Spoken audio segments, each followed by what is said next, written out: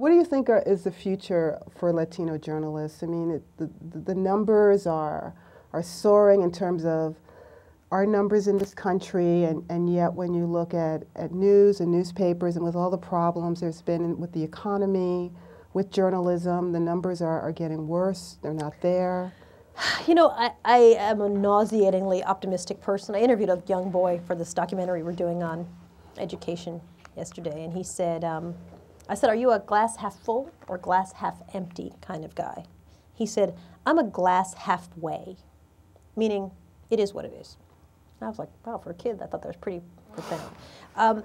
I'm a glass half full. I believe that there's going to be a critical mass. You know, it has to come. I think just in terms of a business model, if you want the population that is going to be the majority population in this country to watch your stuff, you're going to need to do stories that are going to interest, impact, affect those people.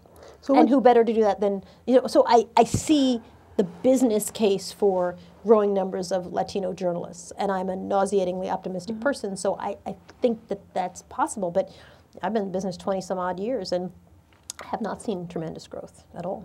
Well, how would you, what suggestions would you have for Latino journalists? How should they position themselves if they're in college, if they're a young journalist, they're interested in broadcast? What do you suggest? When I started working at WBZ TV, I remember I was always assigned the community stories, you know, which was D Block, community center opening, you know, it was always, you know, community meeting brown and black people.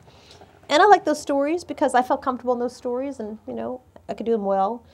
But the people who were really getting promoted were the people doing the A Block stories. And that was, at that time, the first Gulf War had broken out. And one of the things that you did as a producer was you would produce somebody's, you know, live wrap of what was the latest that day of the Gulf War. You know, and if you wanted to get promoted, then you had to do that. That was the job to have. And so, to me, I would tell all journalists, you know, make sure you can do that range of stuff. Don't become the person who only does this one thing, because that gives you the flexibility to be able to do everything. I mean, I think that, you know, I spent a lot of time doing 5-alarm fires. I can write those in my sleep. The fire broke out shortly after 6 a.m. You know, Fire Chief John Doe says, well, you know, it sounded like a freight train, whatever. You know, and if you go in with an agenda of, well, I want to tell the stories of the Latino community, and to me, that's fine, but I think it can limit you in what you can do. I have a background that covered everything. I did science and technology. I was a medical producer. I did the Today Show, filling in, and the Weekend Show, anchoring. And then I went to CNN because I wanted to be stretched and really be able to do domestic and international hard news all the time. I always wanted to grow my resume. And I always tell people, you know, go be great at journalism.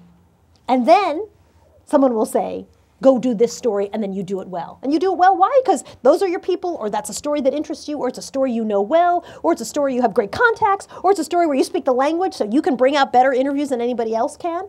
But I think if you go in with this idea, like, well, I'm going to do, that was never my strategy. I just wanted to be good at journalism, and I do, you know, State of the Union and breaking news and go to Haiti and go, you know, I try to be the person who's sent everywhere.